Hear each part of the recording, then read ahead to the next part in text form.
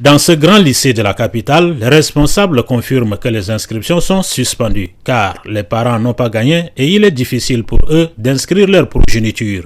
Ici, en revanche, les portes de l'administration et des salles de classe sont hermétiquement fermées.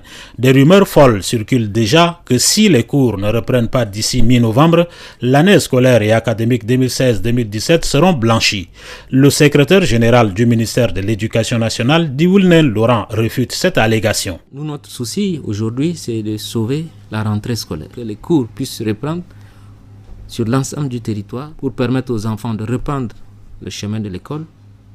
Et c'est à partir de progressions qu'on aura faites qu'on peut évaluer et parler de l'année scolaire.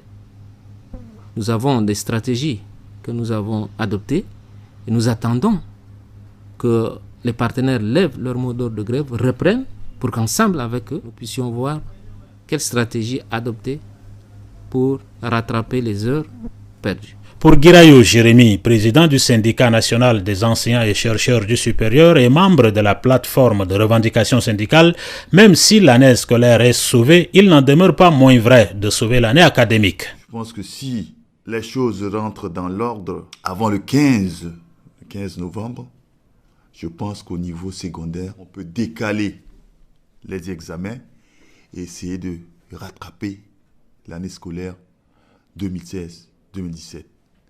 Mais au niveau du supérieur, ça serait un peu difficile. Est-ce qu'il y aura lieu d'étudier l'autre année qui n'est pas finie dans celle qui vient de commencer? Ou bien est-ce qu'il faudrait déclarer cette année blanche et repartir sur les nouvelles bases? Ça, c'est une réflexion qu'on est en train de faire.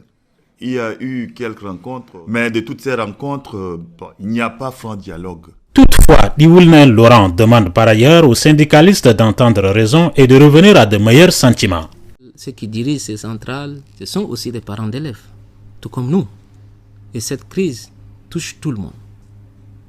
Donc par conséquent, chacun mettra un peu de l'eau dans son vin pour permettre à nos enfants de reprendre le chemin de l'école.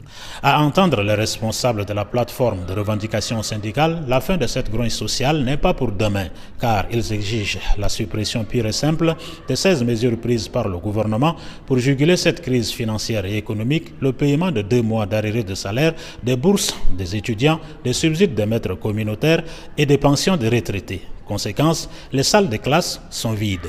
À l'allure où vont les choses, l'on ne s'achemine-t-il pas inévitablement vers l'année blanche? André Kodoumadjingar N'Djamena pour VOA Afrique.